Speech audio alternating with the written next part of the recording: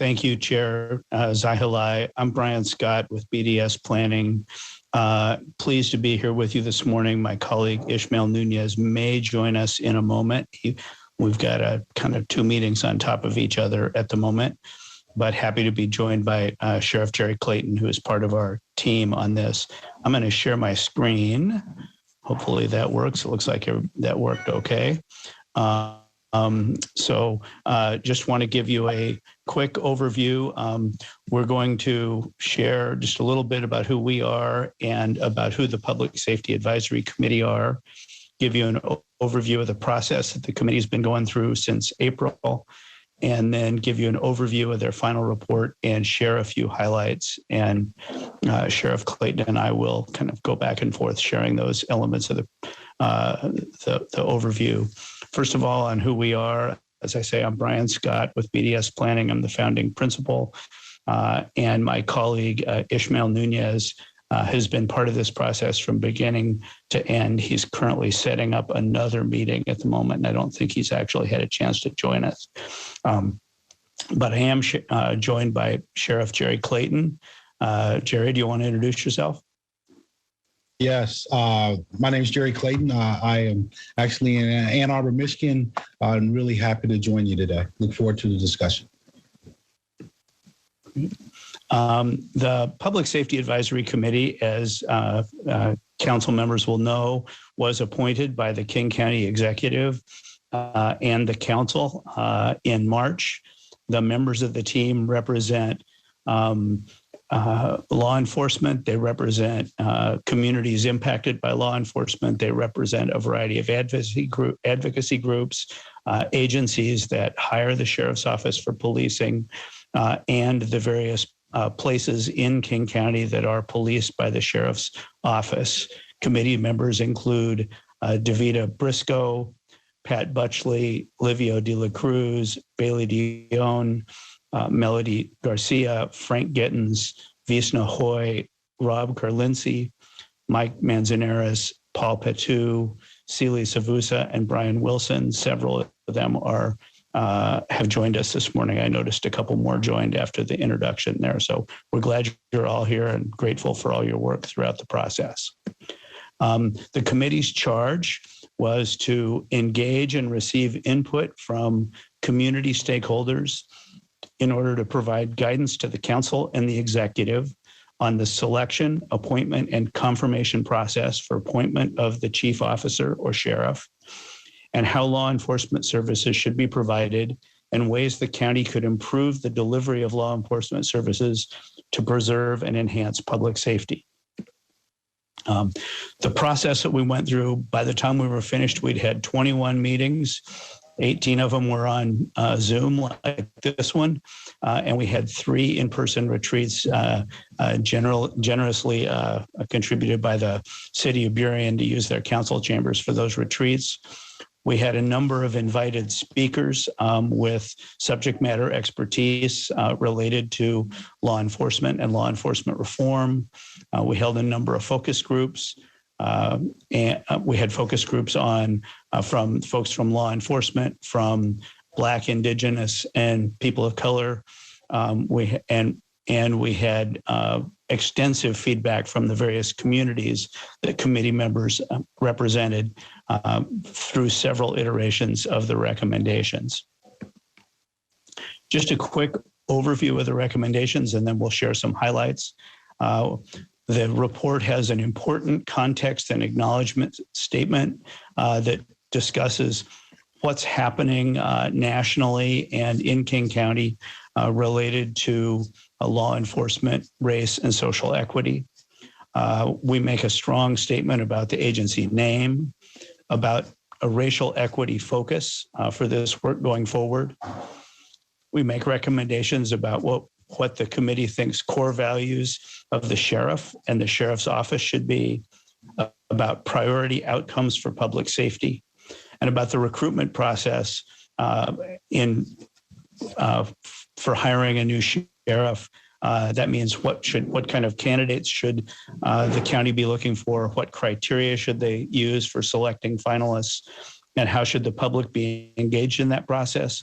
And finally, as specified by the ordinance, the Public Safety Advisory Committee makes comments on the future of the committee itself. So some highlights for the recommendations from the Public Safety Advisory Committee. First and foremost, a safer and more connected community for everyone. The future of King County Sheriff's Office should approach public safety as a partnership that is grounded in community relationships. Sheriff's deputies should be seen and see themselves as integral members of the communities they serve. In this way, everyone can recognize that we are all working together to make sure that each one of us, our community, and that we all get home safely.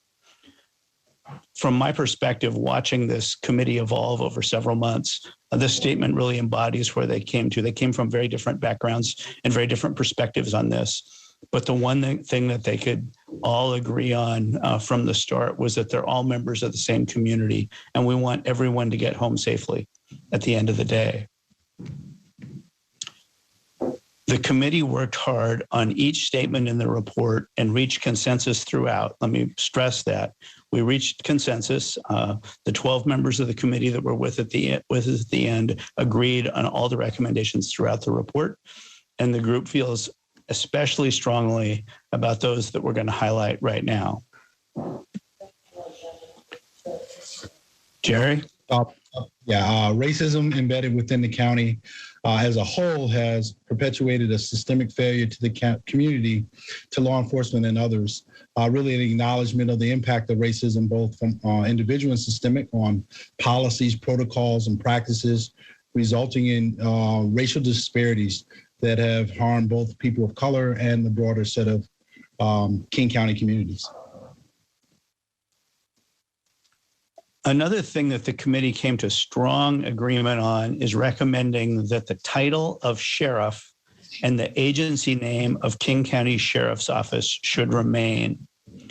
The ordinance specifies that you might change the name of the department to the Chief Public Safety Department or something, but we think keeping the title of sheriff and the agency name of King County Sheriff's Office acknowledges that public safety is a county-wide responsibility that goes beyond one person or agency. It's also consistent with the past and avoids distraction over semantics while the agency works to address the challenges that it faces. The county must also improve public safety by providing for the people's basic needs and must approach this work with a focus on race and social equity. The committee felt very strongly that many of the problems that get associated with law enforcement and with the sheriff's office are there because people's basic needs weren't met in the first place, which is not the duty of the sheriff's office. So the county as a whole must improve public safety by providing for people's basic needs and must do this work with a race and social equity focus. Jerry? Yeah. While the sheriff's office must take responsibility for its own actions and inactions, King County as a whole must also work with the community to heal the wounds it has caused. There's a lot of discussion around acknowledgement of the wounds that people have suffered as a result of inactions, not just with the sheriff's office, but with government as a whole. So not only the acknowledgement, also having a plan moving forward. And the group talked a lot about the current state is not just a challenge of the sheriff's office, that the kind of healing that the committee was referring to really requires a larger King County government and community effort to get to the kind of outcomes that this group desires. Core values and priority outcomes for the new sheriff and sheriff's office should be led by shared leadership, racial equity, healing, equitable outcomes, and collaboration. There are perhaps a dozen core values identified in the report, but shared leadership, that is the new sheriff working with the community to address public safety challenges, racial equity, both within the sheriff's office and throughout everything the county does, healing, as Jerry just mentioned, equitable outcomes so that law enforcement actions are equitable across race and social classes, and collaboration between the sheriff's office and other agencies within the county and beyond is very important. Jerry? The new sheriff should have both a law enforcement background and a track record of making decisions within the community as a focus. They should exhibit strong leadership and commitment to lasting change and have a history of collaboration and partnerships. So again, really important, how this thing ends is based on how it begins. So this, the committee really talked about what's a descriptive blueprint for the competencies, the values, and ultimately the vision that's required in the new sheriff. And there was a lot of focus on the lived experience being identified as being a critical component, both a lived experience as in the law enforcement profession, but also this lived experience of community building and community partnership. And it's important that the selection process focus on what each candidate has done, more so probably than what they say they will do or would do given different scenarios as you think about hiring them. But this talk about what you've done and show us the work that we could expect in the new sheriff was extremely important. The Public Safety Advisory Committee and the Office of Law Enforcement Oversight should have an active role in reviewing candidates and selecting finalists for the new sheriff. Black, Indigenous, and people of color communities and contract agencies should interview finalists, and the public must have a meaningful input into the selection process. There's a lot of discussion about how could these various groups engage in the process. It was very important to members of the Public Safety Advisory Committee that they and the Office of Law Enforcement Oversight should be part of the process before the finalists are selected, should have a chance to review the candidates and have a voice in selecting finalists. Also thought it was important that BIPOC communities and the contract agencies who make up more than half of the agency's budget, that is several cities and tribes and transit agencies, should have an opportunity to interview finalists. And the public should have meaningful input in the process through some public meetings and have finalists at community open houses. So the community has a chance to see the finalists in action and ask them questions. The PSAC should evolve into a deliberate and ongoing partnership to advise and monitor progress towards this vision and communicate that progress. The group talked a lot about, is this a single event? And we know cultural change is a process and not a single event. And this group desires to be an integral part of that process. And my own commentary is, the co-production of certain aspects of public safety really begins with front-end accountability. And PSAC's desire to be a part of the front-end building of this new architecture is important. So overall, this process engaged, like I said, more than 20 meetings, a lot of great community participation. I want to just stress my thanks to the 12 members of the committee that stuck it out through the process. There were times when it got very hard. There were many times during the process that I think all of us were uncertain we would get to the finish line, and certainly questioned whether we'd get to the finish line with consensus. But everybody kept coming back and sticking to it and worked to find core agreement on those issues and address some of those personal challenges that have brought us to the place they are. So my gratitude to the committee, and I strongly encourage members of the council to read the report and take heed at it. Jerry? Yeah, I think everything that Brian said, I appreciate and applaud the courage of the members of PSAC for hanging in there. especially in hard times, and the courage of the elected officials to actually, and the people that voted for the ordinance to actually have this process. So I feel fortunate to participate. I think this really can be a significant accomplishment if it's not a single event, that if it is part of this ongoing process. And my last comment is that, when I envision this co-producing of aspects of public safety, I sort of envision it by recreating the process that's used to build that service delivery architecture. And this is a really good start of that. So thanks a lot. And good job. Well done. So thank you for your attention. That's a quick overview and highlights of our report, and we'd be happy to address any questions.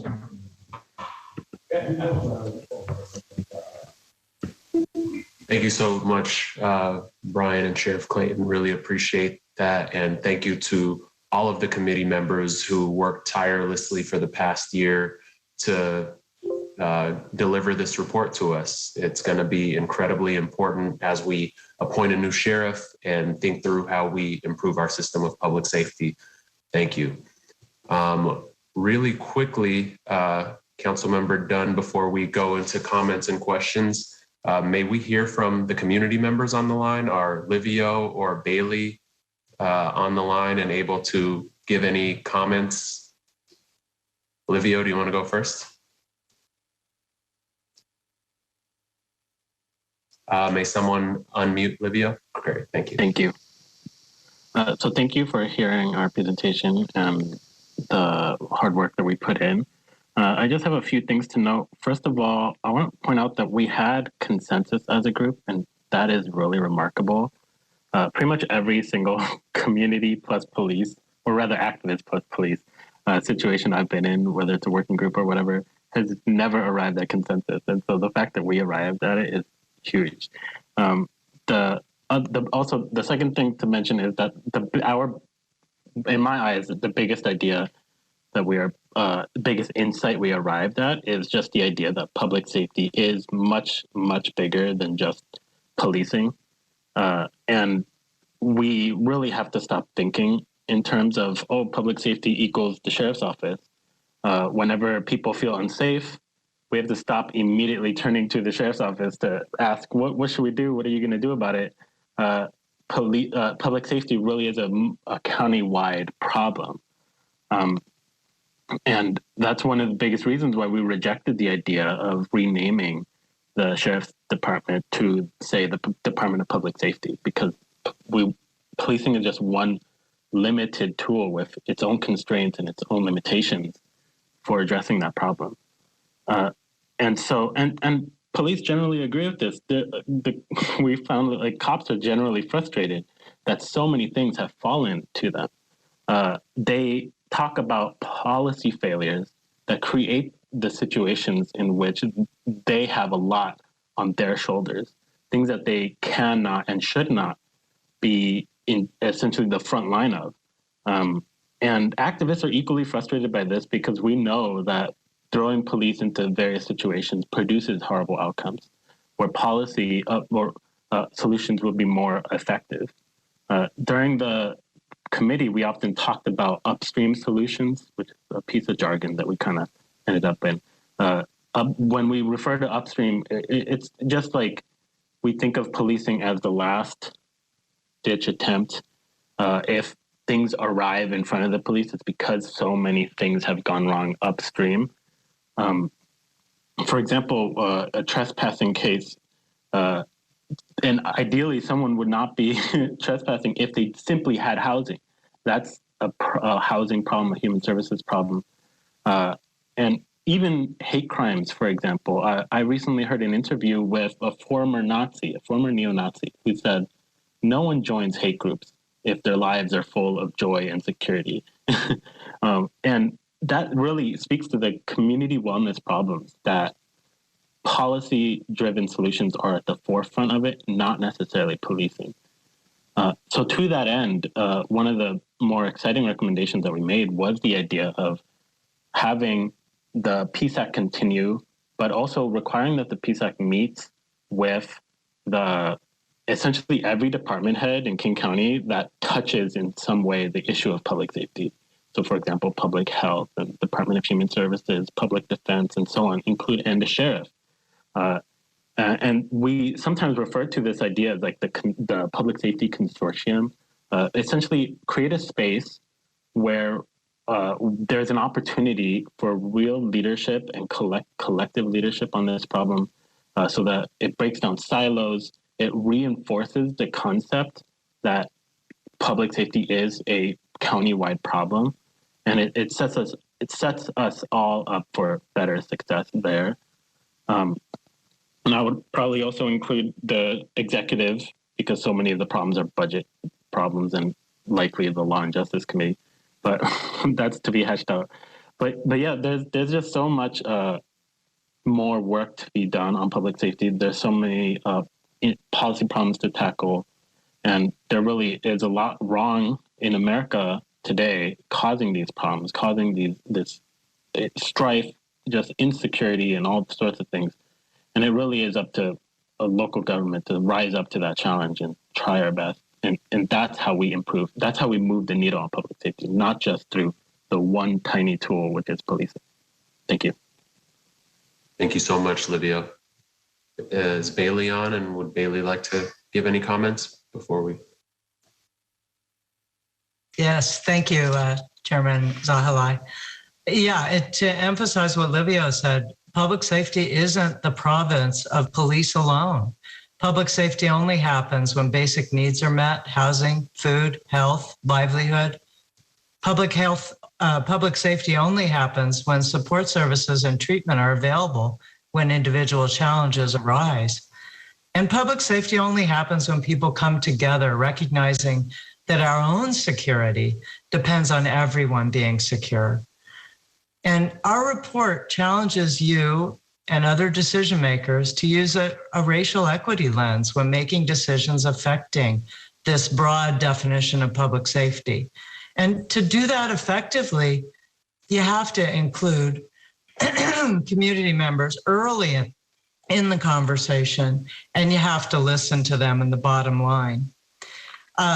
It's not easy, but it's the only path to true public safety for all members of our community, wherever they live across this huge and challenging county.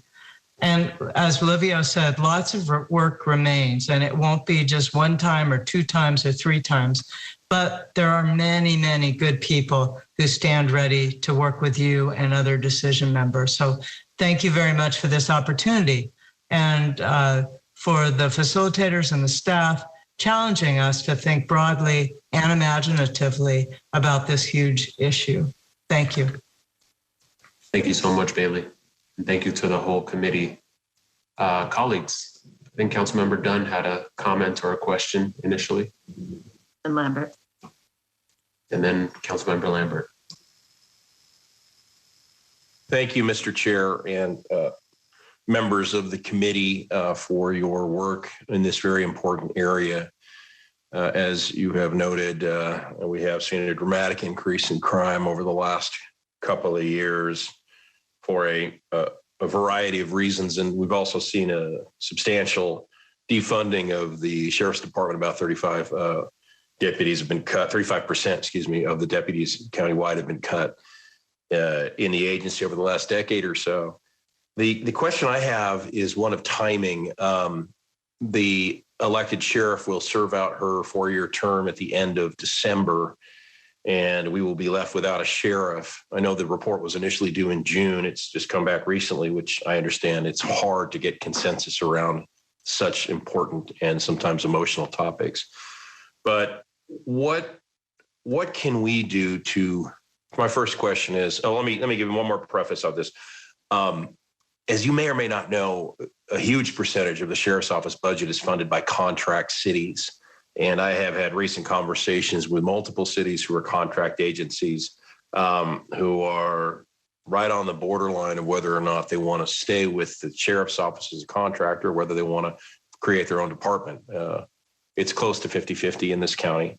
And one of the things they cite is they're concerned that they're not getting the leadership and feedback they need from the current sheriff's office to give them the confidence that they can stay on. We're also hearing about many of them have vacancies. And right now, as of today, there are 56 vacancies in the sheriff's office.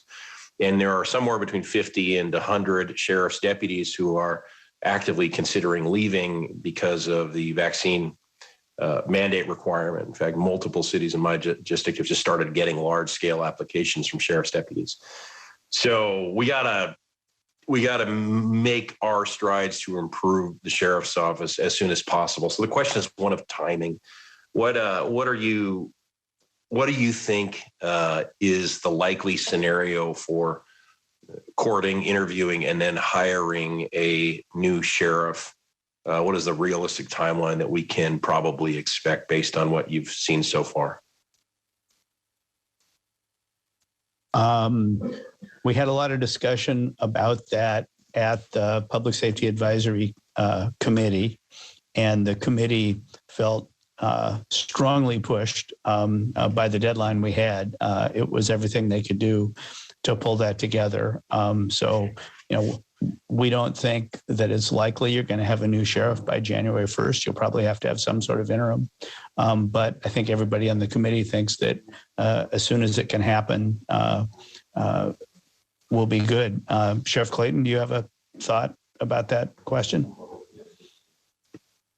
No, only that I think you're right. So I'll say it this way: it is best to get it right than to get it fast. And I think the as thoughtful and deliberate as the county can be in terms of designing the process, identifying the competencies, and then advertising in the right spaces to attract the right candidates, positions you to make that decision. I'll say it this way: once, as opposed to rushing it and entering into a relationship that is not the right fit, that will just make it even worse, the conditions that you laid out, Councilman. Okay, thanks. And is there discussion at all? I mean, and this is a little bit loaded question, but are we more likely to see, I always envision anyway, that we probably hire, a big city chief of police, perhaps with a diverse background, who is very willing and able to accept the reforms that are necessary to increase accountability within our law enforcement, but also at the same time is going to, be able to advocate for the needs of his or her department, that will be understanding of the need to pursue criminal acts and rising crime trends in the county, as opposed to sort of an activist type who is more on the accountability side. Do you have a sense of where the committee might be going in terms of what they're hoping for? That's a great question, and I'll certainly again ask Sheriff Clayton to weigh in. We had a great discussion of that, and there was a moment during the process where it felt like one of the big places of disagreement was going to be whether the new sheriff ought to be somebody that's coming from a law enforcement background or, by definition, not from a law enforcement background. And in the end, the committee came to 100% consensus that the new sheriff should have a law enforcement background, even if they're not currently serving as a sworn officer, but they should also have a proven track record of working with community. So it's that balance of law enforcement background and community background, community leadership background that they think is the sweet spot. Jerry? Again, I think you covered it right. I'll just say this, that it doesn't have to be an either or, and the committee talked a lot about that. There's always historically been in the profession this either or around equity or effectiveness. And those of us that have been in the profession for a while clearly understand that, quite frankly, we're more effective in the delivery of service and the co-production of public safety when we do it through an equity lens. So you can, if you do that, you identify the behavior that is a challenge to public safety and you address that, but you don't do it in a way where you have unintended consequences where the harms come to those that have nothing to do with perpetuating the crime. So the group talked a lot about it, and I think the way it's described and laid out really is the sweet spot of being able to get someone that embodies both. Okay, and I'll just close. I'm glad to hear you say that, Sheriff and Brian, and I appreciate the work. I mean, I'm only 1/9 of the voting options here, but sort of a defund the police activist who is antagonistic towards his or her own force is not something I'll be comfortable voting for. However, absolutely, as someone with law enforcement experience that is willing and able to see the law enforcement world through a racial justice kind of framework and also advocate for his or her employees is something that I would be eager to support. They're clearly going to need to be able to accept reforms. The worst sheriffs I've seen don't know how to accept reforms. In fact, they'll just stonewall it. That's the worst way to do it. The best way is to look at what they're trying to say, think about it thoughtfully, and then implement that within your department. Maybe not 100%, maybe 98% of those reforms and get them done. It makes for a more trusting community and a more effective sheriff's office moving forward. So thanks all for your work and look forward to a continued dialogue. One thing that I would just push back on that Councilmember Dunn mentioned is that I believe he said about 50% of the contract cities are on the edge of canceling their contracts. I do not believe that's an accurate statement. This whole process was built so that contract cities and contract managers could have a voice on the committee and be engaged the whole way. I've actually personally met multiple times with the city managers of the contract cities. From what they tell me, they are beyond thrilled with this process, beyond thrilled, very excited about the opportunities that we have here to have a better system of public safety. So unless they're communicating different things to us, Councilmember Dunn, which is definitely possible, I do not believe that's an accurate statement. Yeah, just to clarify what I said about 50% of the cities are contract cities. Of that proportion, there's a small number, but vocal, who have concerns. So just so we're clear, and it's just we want to attend to all of them. Thanks. Thank you, Councilmember Dunn. Councilmember Lambert. Thank you. Well, first of all, I'd like to say thank you to all the people on the committee and for your perseverance. I think you've set a really good foundation of having hard conversations. And I think that that's important because we're going to need to be looking at data and saying how come these are happening in various areas of crimes and coming together with our natural helpers, our schools, our faith-based communities, our families, and our neighbors. So I am very proud that you decided to keep the title of sheriff and that you were able to get to consensus. And as one of the speakers earlier said, some of you didn't think that was going to happen, and I'm glad that it did, because this is a basic quality of life issue that people feel like they can be safe and going down the street, that there's some predictability in their safety. So I wanted to tell you that we did a community policing report a year ago. And if you haven't seen it, you might want to look at it. It is a really good report on how we could transition to community policing. And one of the communities in my area, Duval, who's not one of our contract cities, but they have a community policing model there where the people love their officers and are an integral part of the community in some pretty amazing ways. So I think that we have a really good role model there of how they can be integrated in such a way that there's two-way respect, that the people of the city really enjoy their officers, respect them, listen to them, and at the same time, the officers have not only their vision, but their compassion.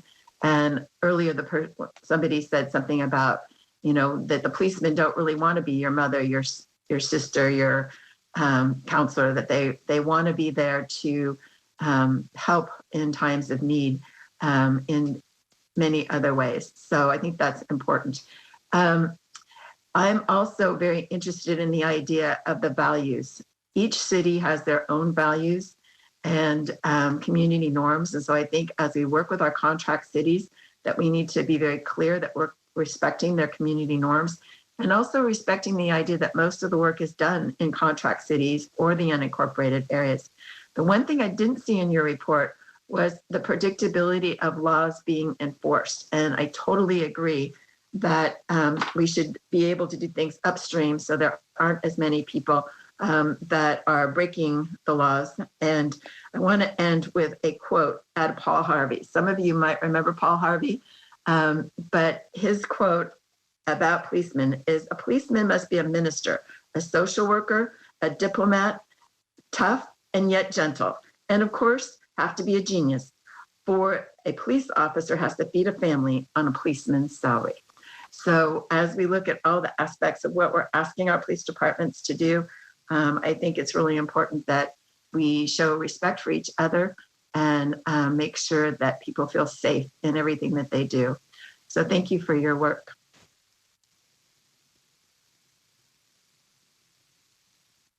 Dembowski. Councilmember Dembowski. Thank you, Mr. Chair, and my colleagues. I really want to extend my appreciation as well to the consultants today and to the community members who participated in the process. And to come out, I've read the report, and it's a great report. I like it, frankly, because it's pretty short and it's pretty clear, it's digestible, and it's understandable what you're saying. And the fact that there was a consensus from a variety of views shows that I think in this space, there's more to be hopeful for than disappointed about or fearful. Since the executive is the primary leader of our government charged with making this appointment, the council will confirm, but really it's his choice. I'm wondering if the committee has had an opportunity to present this report to him directly, personally. We delivered the report on Thursday of last week. No, we have not made a presentation to the county executive. Is that scheduled, or do you expect to do that? We'd be happy to do it. It's not on the schedule at the moment. For anybody watching, our friends over on the exec side, I think this work has been really exceptional, and I hope that the county executive, while he controls his own schedule, will personally meet with the leadership of the committee and hear this presentation directly and dialogue, because this is helpful for me from a person who gets to vote on the confirmation.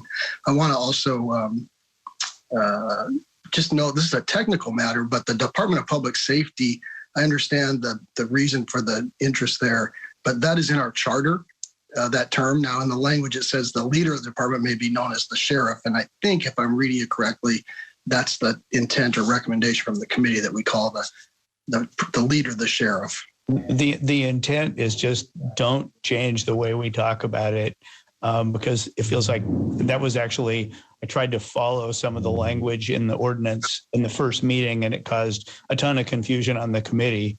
And everybody's like, call the sheriff a sheriff.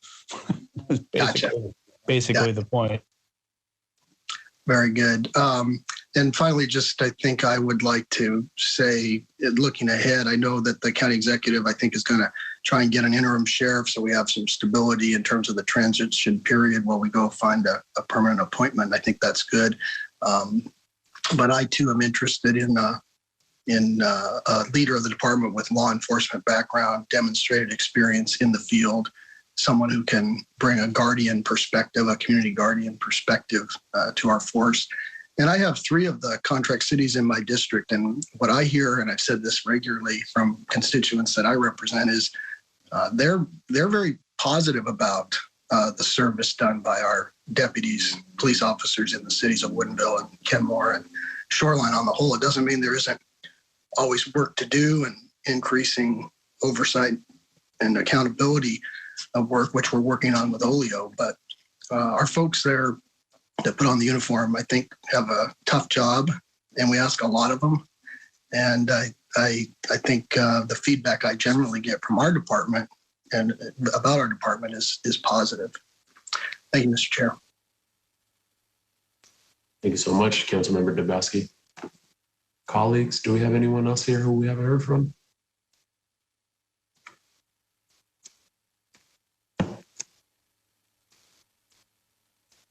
Thank you. Committee members, Public Safety Advisory Committee members, as well as Brian and Sheriff Clayton, can you speak a little bit more to what you heard in terms of what the committee wanted in terms of duties? I see a little small piece here on page 9 of the report about innovation and alternative responses. Was there any more beyond that, that one sentence that was discussed about alternatives? There was quite a lot of discussion about specific services and various ideas. And repeatedly, the committee found their way back to the point of they wanted to talk about the overarching principles about how these things should be delivered. And we tried to describe, rather than say, we should use technology to enforce traffic, that we should use cameras to enforce traffic, or we say that we wanted to use technology-based solutions that didn't require armed officers in certain positions, and not be real specific, because the committee felt like they didn't have time nor the expertise to get into the details of those things. But we tried to stay at the level of principles and outcomes we were trying to achieve. Jerry? No, Brian, you hit it exactly. I have nothing else to add. Thank you. All right. Before we let you go, do you have any other things that you want to share with the Law and Justice Committee? Just thank you again for your attention. Thank you on behalf of the committee. Thank you for giving the committee the opportunity to bring their community perspectives and wrestle with these issues and try and make a contribution to improving public safety in the county. I know the committee was kind of grumpy about the schedule, but they ultimately came around to, they were really actually glad you asked and glad to have the opportunity to weigh in. And so I think that was really great. And I hope you follow their recommendation to keep the committee engaged with the new sheriff as we tackle some of the challenges that are ahead. And thank you for your attention this morning. Thank you so much. Really appreciate. Please extend my gratitude to the entire committee. We appreciate all the work that you put into this. It'll be really helpful in helping us both hire a new sheriff and improve our system of public safety. Thank you.